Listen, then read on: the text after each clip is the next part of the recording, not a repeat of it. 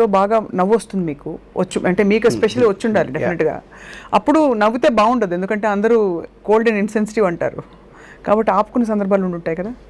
నేను because I can control my laughter a lot. And in fact నేను చాలా సీరియస్గా, అంటే నేను బయట కనబడడం జోక్ చేస్తానని తెలిసిన వాళ్ళు నవ్వు ఆపుకోలేకపోతారు, కానీ ఐఎమ్ వెరీ వెరీ సీరియస్.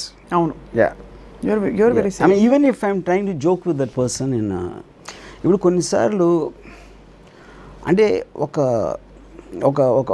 అమ్మాయి, కొంచెం స్మాల్ యాక్ట్రెస్ అమ్మాయి, తను చెప్పింది నాకు, తన బాయ్ ఫ్రెండ్ బెంగళూరులో ఏదో, ఆ బాయ్ ఫ్రెండ్ ప్రస్తుతం ఎందుకు తీసుకొచ్చింది, ఏం చేస్తాడు తను అంటే, he works for the CIA అని చెప్పింది, American Central Intelligence Agency. What is he doing? No, he makes all their computers అని. అక్కడ ఏదో ఒక స్పెషల్ ప్లేన్ ఏదో చేశాడంట తను. ఆ స్పెషల్ ప్లేన్ చేసినందుకు రష్యన్స్, అతను సీఏలో పనిచేస్తాం మనకి ఎందుకు ఎవరికి తెలియదు అంటే, రష్యన్స్ చంపేస్తారని భయపడి అతను సీక్రెట్గా ఉంచారంట. ఇప్పటికీ ఇతని బర్త్డేని లాంగ్లీలో సెలబ్రేట్ చేస్తారంట, ఇది సిఏ హెడ్ క్వార్టర్స్లో అని చెప్తే, ఇప్పుడు ఆబ్వియస్లీ ఆడు చెప్పాడు ఈ అమ్మాయికి ఇదంతా, ఎవడైతే బాయ్ ఫ్రెండ్ లేదు. ఇప్పుడు ఈ అమ్మాయిని చూసి నేను జాలిపడాలా, ఇంత కట్టు కాదని నమ్మే ఒక పర్సన్ ఉన్నాడు అర్థం మీదని చెవులో జాలిపడాలా, లేకపోతే షాక్ అవ్వాలా, నవ్వాలా, ఏం చెప్తారు మీరు? నేనైతే షాక్ అయిపోయాను. ఐ ఆల్వేస్ న్యూ డంప్నెస్కి. ఇప్పుడు ఐన్స్టైన్ అన్నాడు కదా, ఇన్ఫైనిటీకి స్టూపిడిటీకి ఉన్న డిఫరెన్స్, ఇన్ఫైనిటీకి హద్దు ఉందా లేదా నాకు చాలా ఖచ్చితంగా తెలియదు, స్టూపిడిటీకి మాత్రం హద్దు లేదన్నాడు. సో అది అందులో ఇది ఒక ఎగ్జాంపుల్ నాకు.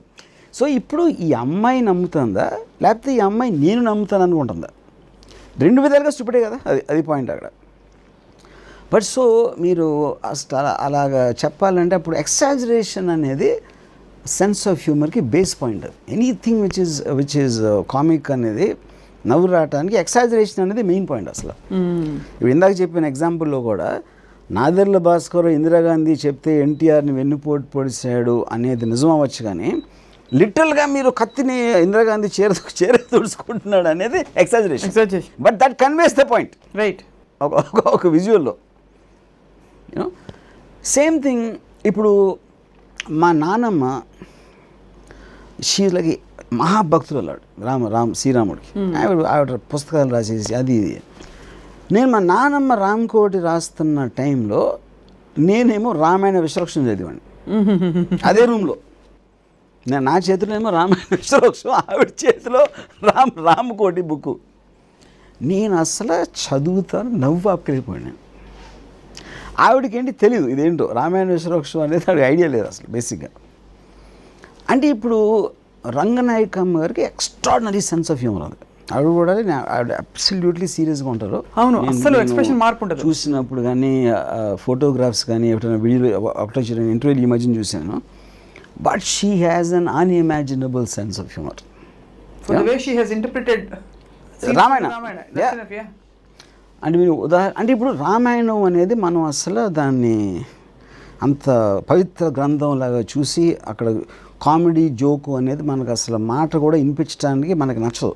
ఇప్పుడు కూడా ఇది మీరు కామెడీ అని అనడం లేదు, ఒక విమర్శ గ్రంథం అంటే వింటారు, కానీ point but it is humorous. దానికి కారణం ఏంటంటే, లక్ష్మణ్ ఇప్పుడు రామాయణ దాంట్లో ఒక పాయింట్ ఏం చేసిన రంగనాయకం గారు, 14 సంవత్సరాలకి సరిపడా వస్త్రాలు, అన్ని ఆభరణాలు అన్నీ ఇచ్చి పంపాడు అని రాసింది. ఇది రామాయణం, ఒరిజినల్ రామాయణంలో. ఈ మూటలు ఎవరు మోసారు అనే పాయింట్. వీళ్ళు ముగ్గురే, ఉన్నది ముగ్గురే, రాముడి నెత్తి మీద ఉండవు, సీత మోయదు, స్త్రీ కాబట్టి, అని లక్ష్మణుడు మోసి ఉంటాడు యూనో. సో అప్పుడు షీ యాక్చువల్లీ రోట్, అంటే దాని రామాయణ విశ్వక్షం కవర్ బొమ్మ, వనవాసంలో ముగ్గురు నడుస్తూ ఉంటే లక్ష్మణుడి నెత్తి మీద పెద్ద పెద్ద మూటలు ఉన్నాయి.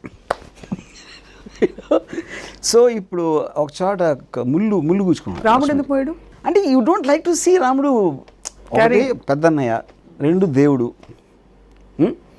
And who wants to see రాముడిని ఎత్తి మీద మూటలు పట్టుకుని మోయడం అనేది, nobody wants to see that. లక్ష్మణుడు అంటే అంత కేర్ చేయం. సో ఇప్పుడు వీళ్ళు మోసుకుని వెళ్తూ ఉంటే దారిలో ఎవడో చాకలోడు కనిపించాడు. ఆడు కూడా గాడిదల మీద మూటలు వేసుకుని వెళ్తున్నాడు.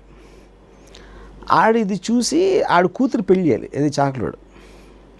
వీడు ముగ్గురు రావడం ఏదో కొంచెం మరి ఎర్రగా బొర్రగా ఉన్నారు అని ఈ లోపల లక్ష్మణుడికి ముళ్ళు గుచ్చుకున్నమాట. రాముని తీయమనలేడు, సీత తీయలేదు, పరపురుషుడు కాబట్టి. అవి కొంచెం ముళ్ళు తీస్తావని అడిగాడు ఎవరో మన లక్ష్మణుడు. ఆడొచ్చి ముళ్ళు తీస్తే బాగానే ఉన్నా, కూతురు కట్టబడితే బాగుంటుందేమో అని రోజుకి ఎన్ని ఇళ్ళు తూతావు అన్నాడు. అంటే లేదు మేము దశరథ మహారాజు పుత్రులు అని చెప్పాడు లక్ష్మణుడు చెప్తే, అరే ఇంకా నేను కొరదాన్ని గొంతు కోసాను కదా పిచ్చోళ్ళలో ఉన్నాడు అని రాముడేపు చూసి అన్ని మూటలు ఆ పిచ్చోడితో మంచిపోయి నువ్వు ఒకటి ఎత్తుకోలేవా అని వెళ్ళిపోతాడు. ఇప్పుడు ఈ సీన్ ఆబ్వియస్లీ రామాయణంలో లేదు, no obviously, but she created it in a moment. అది ఎవరో అనామకుల్లాగా వెళ్తూ ఉంటే ఒక చాకలోడో కలిసాడు. ఇలాంటి సంభాషణ జరగడానికి చాలా ఎక్కువ ఛాన్స్ ఉంది అలాంటి చోట, యూనో. సో అది she's trying to highlight the stupidity and the ridiculousness of the situation, not because it really happened. అంటే 14 years సరిపడా బట్టలు తీసుకోవడం అంటే ఏమైంది, ఇది నడుస్తూ ఉంటే ఎవరో ఒకరు కలిసి ఉంటారు కదా. ఇలాంటి సీన్ ఒకటి జరగడానికి ఆస్కారం అయితే డెఫినెట్గా ఉంది. So she not changing the fact, you know, but she is creating a situation. So ఇప్పుడు పొద్దున్నే ఈ వనవాసానికి స్టార్ట్ అయినప్పుడు అక్కడ పొలాల్లో రైతులు పని చేసుకుంటే మాట్లాడుతూ ఉంటారు అన్నమాట. ఏంటి ఎన్నో రాత్రి పెద్ద గొడవ జరిగిందంట రాజభవన్లో. ఏంటంటే ఆ రాముడిని బయటికి గెంచాడంట దశరథుడు. అన్నీ అలాగే చెప్తారా నువ్వు అన్నీ, ఏం గెంటడం కాదు అసలు భరతుడిది రాజ్యం, ఈయనేమో ఆడి కట్టబెట్టాలని చూశాడని ఈడు దొబ్బుదామని చూశాడు, అందుకని ఇలా జరిగింది. అంటే ఇప్పుడు కూడా మనం బీజేపీ ఉంది, కాంగ్రెస్ ఉంది, ఏదో లేకపోతే వేరే పార్టీ ఉంది, we all have our own opinions about who's right and who's wrong. Obviously అప్పుడున్న ప్యాలెస్ పాలిటిక్స్లో అయోధ్యలో ఉన్న ప్రజలు ఏం మాట్లాడుకుంటారని మనకి అది she wrote some fictional scenes. వాళ్ళు ఏం మాట్లాడుకున్నారు, ఒకటి ఒపీనియన్ వీళ్ళగా ఉంటుంది, ఇంకొకటి ఒపీనియన్ ఇంకోలా ఉంటుంది. అవును, ఇంకొకటి వచ్చి అంటాడు, అరే రాముడు రాజైనా భరతుడు రాజా మన పన్ను మనం కట్టాలి, దానికి మనం పండించాలి, ఇవన్నీ ఈ ఊసిపోక మాటలు కవులు పెట్టి పని చేయండి అంటాడు. అది సీన్ అనమాట, which is exactly how it happens today also. The point అది నేను చెప్పేది. So I feel humour is a very important part of life, హాస్యం అనేది. ఎందుకంటే మ్యాక్సిమం ఇంపాక్ట్ తోటి మనకి మెసేజ్ వచ్చేది మాత్రం హ్యూమర్ ద్వారా అనేది నా ఫీలింగ్. అందుకని మీరు ఎప్పుడైనా ఈవెన్ మీరు ఎవరైనా పోతే వాళ్ళ ఇంటికి వెళ్ళినా కూడా కొంతసేపటికి మళ్ళీ మీకు నవ్వులు అనిపిస్తూ ఉంటాయి.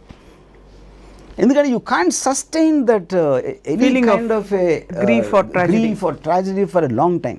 ఇప్పుడు కొంతమంది తీవ్రమైన క్యారెక్టర్స్ మనం తలుచుకుంటే మీకు ఎప్పుడైనా